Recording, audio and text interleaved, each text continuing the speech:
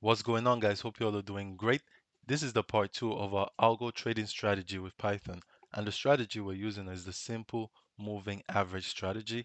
Now, let me just explain what we did in the part one, and I'll leave a card for the part one. If you haven't watched that, it is essential to this. That is the prerequisite for watching the part two. So make sure you get to part one, copy all the code, write out the code, understand what we're doing, and then come back to this video so you can continue with me right now. What did we do in the part one? Just a quick summary. What we did in part one is we did some data extraction and preparation. And how we did is we first imported our modules. You can see all the libraries that we use for this project. After that, we defined the range. This was our time range. And I told you you could easily use whatever time range you want to use. In my case, I used 2018 0101. And for the end date, we use this current date right now. We use the datetime module to get the current date, which is today. After that, what we did was we picked our favorite stock symbol, and this stock symbol was the stock we actually want to get all the data for. In my case, I used Tesla, and the stock symbol for Tesla is TSLA. And when we were through with that, we then started calculating the simple moving average, which is SMA. We created a short SMA, a long SMA. The short was 20, the long was 50. And with this whole code right here, we're able to get the upward and downward trend and also be able to know when to sell at a certain price or buy at a certain price. Now, this is all we did in part one. Make sure you watch that video so you understand everything. We're going to gather all the data and do some statistic calculation. And after that, we'll plot all the data we've gotten. One quick thing you need to know is I will be changing the ID. So what all you need to do is if you're finished with part one, just copy all your code that you have here. The way you create a project is you click on new, and when you're on new, you click on more, and on more, you click on Google Colaboratory. So when you click on that, you get your own custom new project. Now that you've had that, all you need to do is you paste in the code right here. But before you paste it, just so you know, or you know what, let's paste it first. So you paste all the code from our PyCharm. This is from part one. This is all the things we did. But before you run it, it's not going to work if you don't install all these modules right here. So the only module I had to install was MPL Finance and also Y Finance. The way you do that is you click on this code right here, and now we've gotten our separate code block here. You just click on this arrow, which makes it be the first one, and you type here pip install Y Finance. When you do that, click on enter,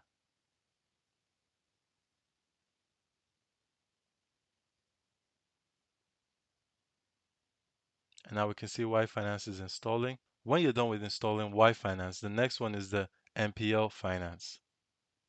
So you do the same thing, say pip install.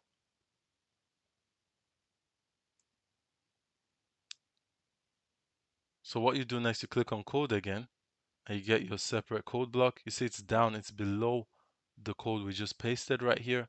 So what you will need to do is again, click on the arrow so that the first code block is pip install Y Finance, and the second one is pip install MPL Finance. And we run that. Now that it's successfully installed, you can check if the code you pasted is correct by actually running it too. So we just run that, and we can see we get our downtrends, we get the buy at a certain price, we get the uptrends. So we can see that everything is working out perfectly. Now we can continue. The way we continue is we create another code block. So you click on code.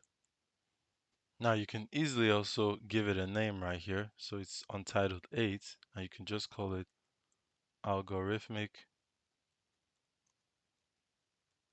Trading Strategy. And I'll just put a hyphen in between them because I don't really like using spaces when I'm giving names to stuff. And yes, that's all we need to do. Now in this code block we just created, I'm going to put a comment there that says statistic.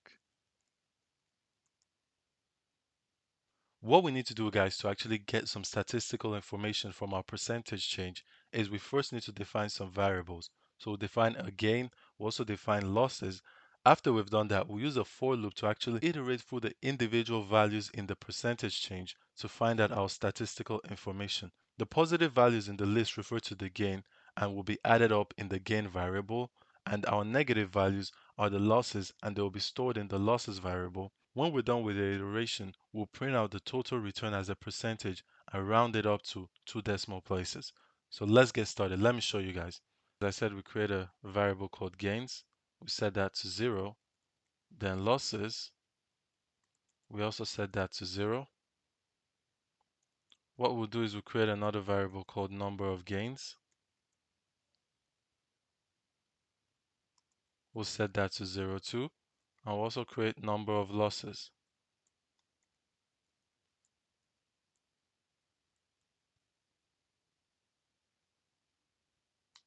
And we'll set that to 0 too. For I in percent change,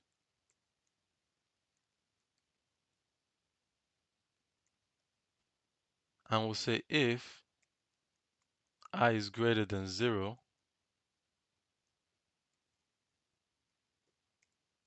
what we want to happen is that we want gains to be incremented by I, and we want number of gains to be incremented by 1. After that, we'll create an else, and the S will just be losses should be incremented by I, and number of losses should be incremented by 1. What we do next is we create our total return. So we'll say total return, and we set that equal to total return multiplied by I divided by 100 plus 1.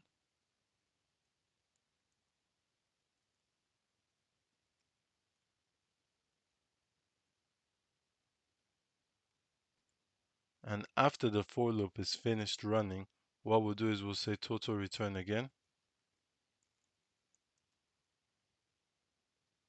Set that equal to call round.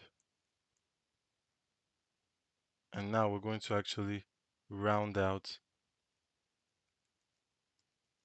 total return minus 1 multiplied by 100, 2. So this we want it to be 2 decimal places like we said. What we can do next is we can actually print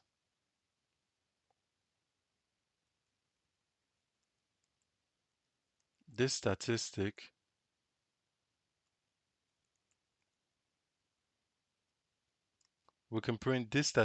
is from. Now we'll concatenate this, so we'll create a space. We'll convert this to a string, which is df.index,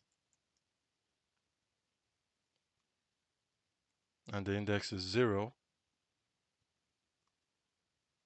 plus, create a space. We'll concatenate it with up to, now with, then we concatenate again. We say str, we convert our number of gains plus our number of losses, and losses is capital, plus, create another str. So we say plus, and then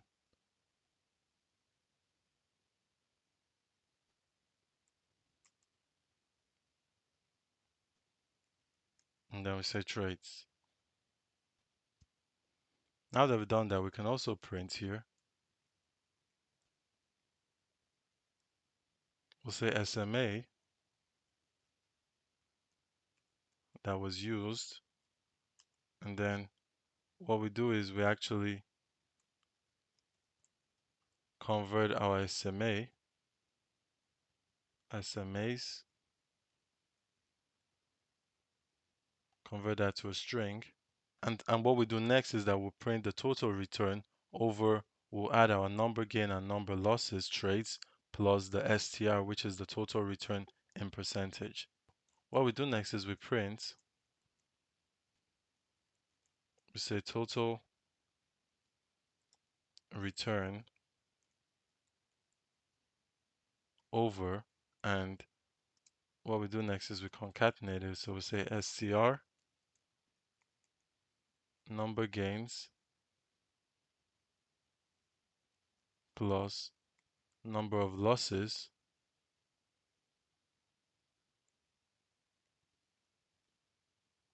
plus trades,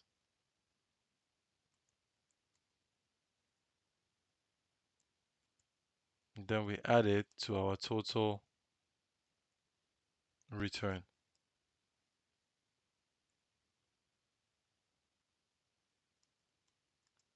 So we just add the percentage sign, which will be in string format. We concatenate it.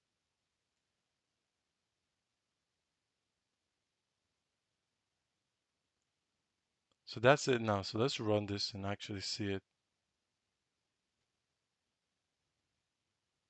Okay, we made a mistake here. We didn't right here. We didn't initialize or define total return.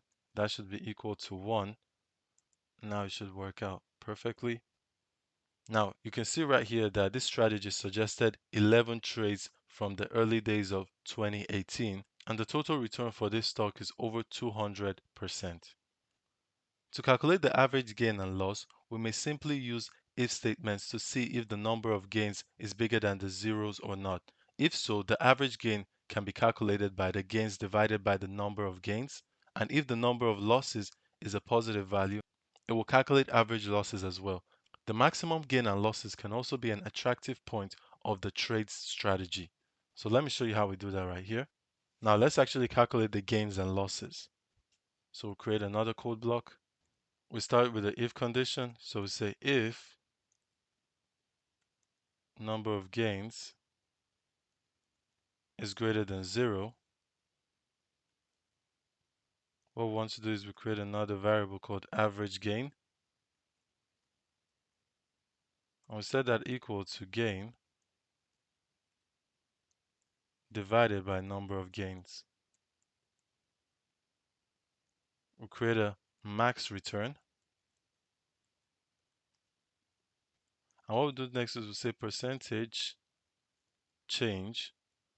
And we'll use our max method to actually get the max of this.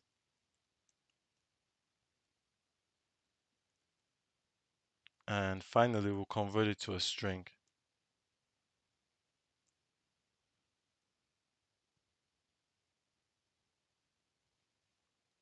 When we're done with this, we'll create the else. And for the else, we'll say average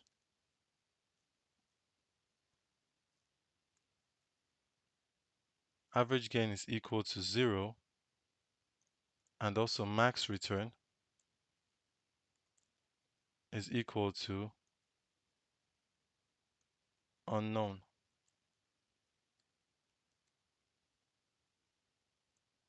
What we'll do next is we'll say if number of losses is greater than 0, what we want to do is we want average losses to be equal to losses divided by number of losses. And what I'll do, I'll just copy this max return. This is going to be, I'll change it to max loss.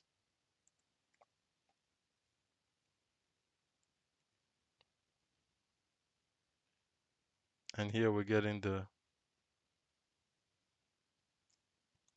min instead of the max of percentage change. That's how we get the max loss. Convert it to a string 2.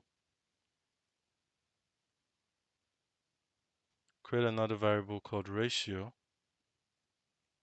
RR, We'll set that equal to str minus average gain divided by average loss. Okay, this should be average loss, not average losses.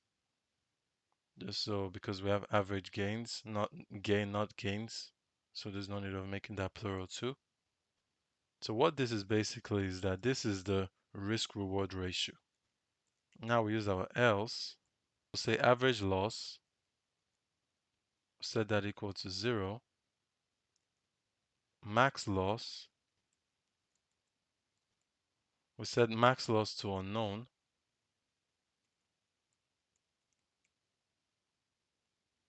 And then the ratio RR, which is the risk reward.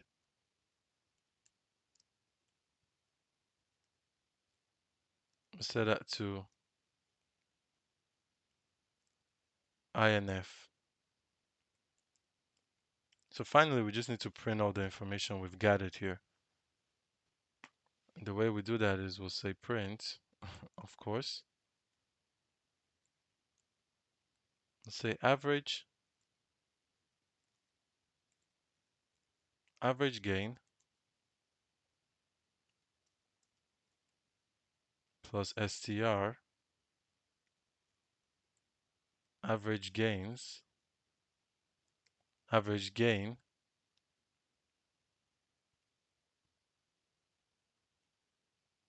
and just copy this, and here it's going to be average loss instead of gain, and here too average loss.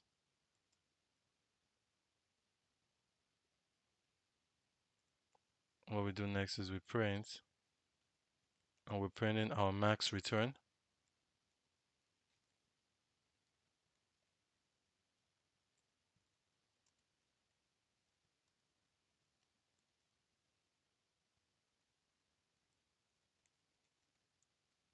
Plus max return.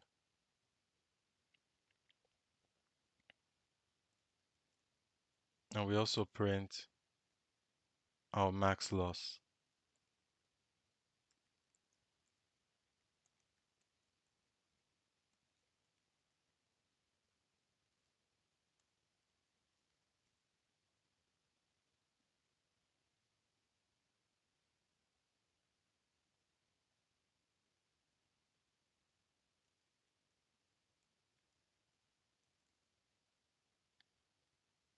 Finally, what we do is we print our gain and loss ratio. Gain slash loss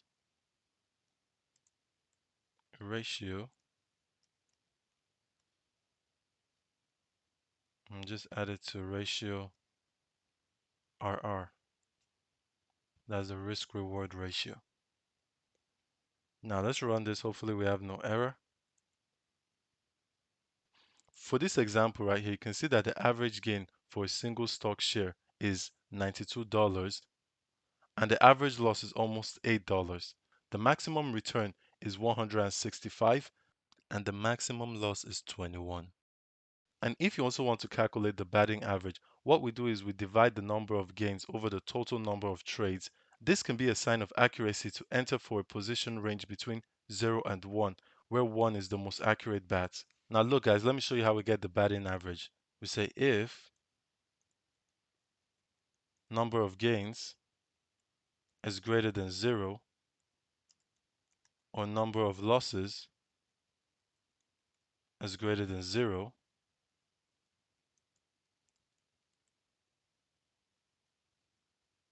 what we do is we create our bat average. We'll set that equal to number of gains divided by, in bracket, number of gains plus number of losses. What we do next is we say our else statement, and for the else we'll say bat average is equal to 0. And finally what we just do is we'll print batting average,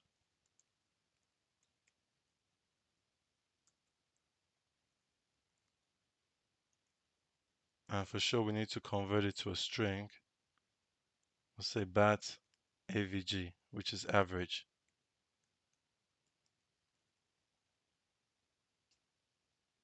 Now we can run this.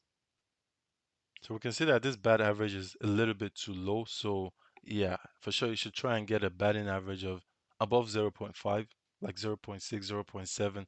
Those are very accurate batting averages. Now guys, it's time to actually start some plotting. So just put it here, plotting. I know that you can use Seaborn or Matplotlib library to actually plot the stock prices. The NPL Finance library is perfectly designed for stock price plotting. Its function accepts various attributes such as figure size, price plotting type, line, candles, and moving averages. So that's why it's really great, and that's why we're using it. Now guys, let's actually plot this. And the way we plot it is we'll say NPF, the plot, we'll put inside df, then we'll give it a type.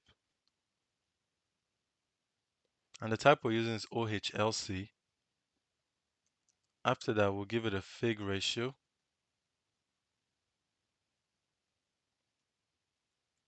Set that equal to 16.6.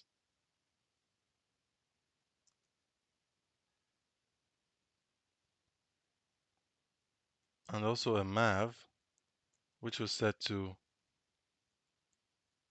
short underscore SMA.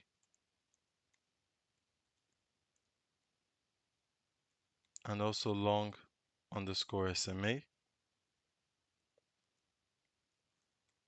The volume, we set that to true. We'll also give it a title,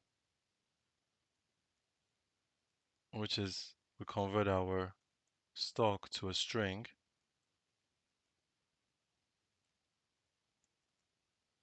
And then the style will just be default.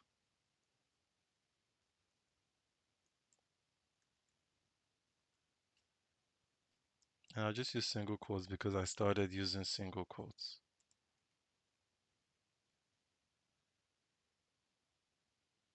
Now that we've done that, we can run it. And you can see it right here. You can see right here we have TSLA, which is for Tesla. We have the volume, we have the price, and we have each year. And yeah, guys, you can see the plotting right here with the long SMA and the short SMA. You can see that it's quite accurate, and that's basically what we did today. Let me just give us a quick summary of the part one and the part two and all the different cool things we're able to do with this strategy right here. Now we can see right here that using Python and other libraries, we're able to extract historical stock prices and examine various strategies on the data. The moving average strategy is a simple concept based on price trends in shorter and longer SMAs and their relative positions to each other. And in this video, I was able to show you that using a loop and an if statement approach, we can easily examine strategies over this historical data set. And yeah, guys, that's it for this tutorial. Hopefully you enjoyed it. If you did, please leave a like, subscribe to the channel if you're new. So many contents coming your way. And you know what? I'll catch you guys on the next one.